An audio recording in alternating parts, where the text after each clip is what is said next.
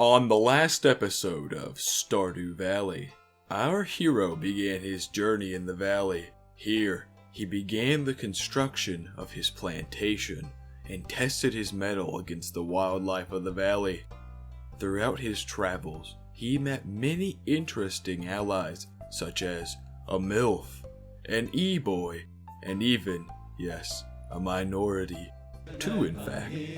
Through his hard work, dedication, and a reasonable amount of illegal poaching and logging, our hero had finally amassed a small fortune, with which he could make his dream into a reality. Will this farmer be able to complete his homestead in time? Will Jody ever leave her husband for this new farmer? Will Clint ever manage to talk to a female? Find out on this episode of Stardew Valley. With summer among us, it was time to put our farmer's plan into action. The fully automated corn plantation.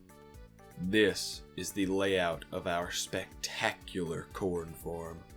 As you can see, the flawless design allows for automated watering and provides natural pathways for efficient collection of corn. With the plan laid out, it was time to put it into action. This would be a test of speed, as I would need to plant, fertilize, and water all of my corn seeds, all in one day. As soon as I could, I ran to Pierre's and emptied thousands of coins I had collected over the previous season for corn seeds. By the time my wallet was nearly empty, I had amassed 180 corn seeds. The race had begun, and while it was a close call, I managed to complete my masterpiece by 1 a.m. And so, filled with a sense of triumph, I took my well-earned rest and went to bed at 1:30 a.m. Despite barely receiving 4 hours of sleep, I awoke with excitement at 6 a.m. to check on my new crops. Surely what a beautiful sight would await me.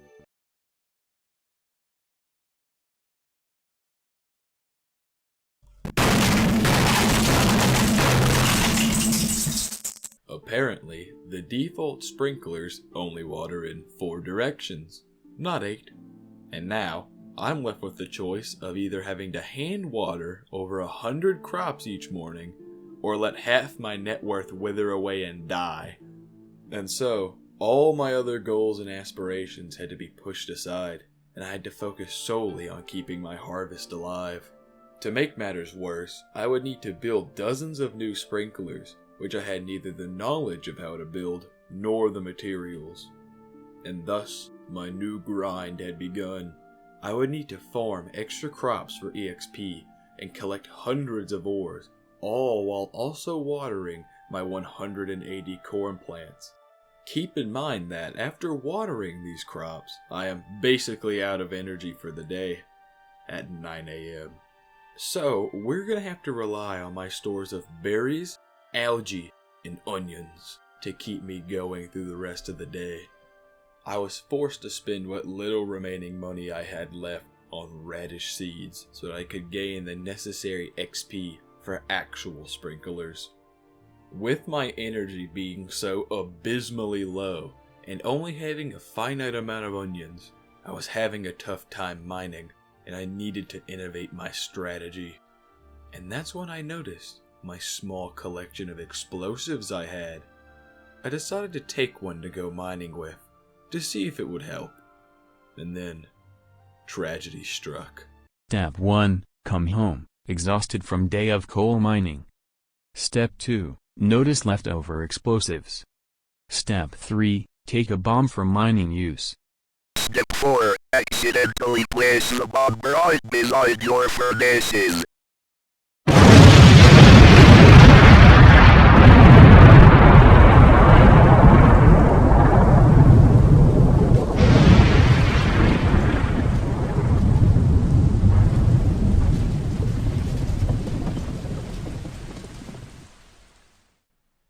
The destruction of my furnaces was just further salt in the wound, as now my mining progress was even further halted. I have no clue how my wooden chest managed to withstand the blast, but not my metal furnaces, but at least my items were still intact. Progress was slow, but over the course of several days, I had managed to gather enough materials for quality sprinklers, and all that was left was to wait for my radishes to grow. In the meantime, I did some fishing to earn extra cash and to hang out with Willie, probably my only actual friend in the valley. While visiting his shop, he confided in me, explaining how his business had been failing since the old community center began to fall apart, and that if his business started to pick back up, he would show me something special in his, back room. Which, if I had to guess, is either a boat or a euphemism for intercourse. Either way, I'm interested. We'll just, add that to the list. Additionally, I took to completing more community center bundles while waiting for my crops to grow. Thanks to all the time I have been spending in the mines, I managed to complete all the boiler room bundles. After completing the final bundle, I was visited once again by the aberrations, who not only repaired the boiler room in the community center, but also repaired the minecart system throughout the valley. The value of this cannot be understated, as now I could teleport from the mines of the bus stop and into town to bully Clint. This would make my daily journey to harass Clint much less time consuming, and I could now focus on other things, like finding an item to bring to the upcoming luau. You see, I received a letter informing me that the valley would be gathering once again for their annual luau, which also has a communal potluck that the whole valley needs to participate in. My original plan was to catch a high-quality fish for the potluck. Instead, I caught a highly toxic, very deadly pufferfish. This catch presented me with a marvelous opportunity, a chance to assassinate the governor. I contemplated this plan for several hours, but eventually decided against it. Not for any moral reasons, mind you. No, because it would be all too obvious that I was the culprit. This is the first luau that I will be participating in. If the governor was to all of a sudden come down with an abrupt case of death, surely the town would be able to discover it was me. No, instead I would wait, gain his trust, and strike at next year's luau. Lucky for me, on the day of the luau, my radishes had completed growing, and I could contribute one of the higher quality crops to the potluck. Additionally, I brought an uncut blood diamond to present to the governor, to coerce him into speaking more fondly of my contribution. At the luau, I talked with the people of the town, and was once again reminded why I continued to bully Clint. Eventually, we began the soup tasting. The governor, his pockets clanking with the coins I had donated to his campaign, announced his love for the soup, and my reputation increased dramatically across the valley. After the luau, I returned home and sold all the extra crops and fish I had collected and made thousands of dollars. Additionally, I had finally gathered enough EXP to make upgraded sprinklers. It was finally all coming together. Finally, I was able to automate the farm. I placed my new upgraded sprinklers for my corn and used melon seeds to replace the radishes.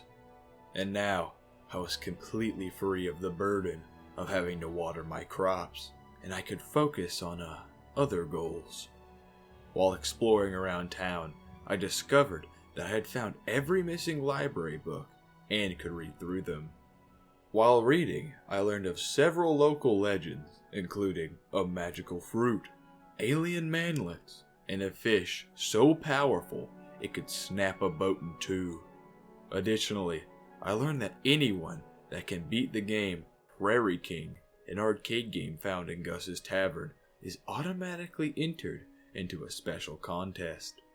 And finally, After weeks of asking, Gunther finally managed to track down a copy of the Torah. Only this copy seems a little, off. Yabba, Yahweh, same thing. After a few days, I finally had my first corn harvest, and it was as amazing as I could have imagined. I was now making several $1,000s every day with no manual watering. With this much extra money, I begrudgingly paid Clint to upgrade my pickaxe and dedicated myself to reaching the bottom of the mines. Upon reaching floor 100 of the mines, I discovered a pristine chest. With shaking hands, I pried the chest open and found a small fruit.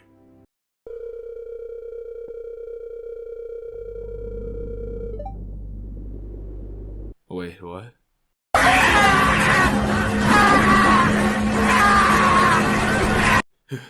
After that, experience, my, maximum energy had permanently increased. Eventually, I managed to reach the very bottom of the mines and found the skull key, a mysterious key that I'm sure is important, but I have no idea where it goes. With all the extra coin flowing from my farm, I decided to finally get my house upgraded. I paid Robin to upgrade my house, and for 3 uninterrupted days, she did nothing but work on my house. From sunrise to sunset, 6 a.m. to 2 a.m., she did nothing but build my house. I've made it to the bottom of the mines, fought the most horrific beast known to man, but that woman, she scares me. Furthermore, after she completed the house, she somehow managed to move my entire queen-sized bed with me in it to a completely other room, all without me waking up. I am genuinely terrified. I can't even attempt to hide from her. How useful is a locked door when she designed the key? Back in the mines, I'm gathering more iron for crafting and geodes for artifact collection. While exploring, I finally have slain enough skeletons to receive an award from the Adventurers Guild, a skeleton mask. Coincidentally, I had also received a new reward from Gunther with the new materials I donated, a skeleton statue. Wait a minute, I've seen this one before. Oh no, oh god! Welcome to the underground. How was the fall? If you wanna look around. How was the fall? With a handful of leftover gems, I started to run around town giving them as gifts to see if anyone would like any of them. Through trial and error, I discovered that Sebastian loves frozen tears. Yeah, that seems about right. I finally got close enough to him that I was able to enter his room. The first time I visited, Sebastian was working as a freelance programmer, which we both know is just a cover-up for running an OnlyFans. I continued to upgrade my farm, building recycling machines to shift through my garbage and lightning rods to create battery packs. I spent the last few days of summer fishing and finally maxed my level in the skill.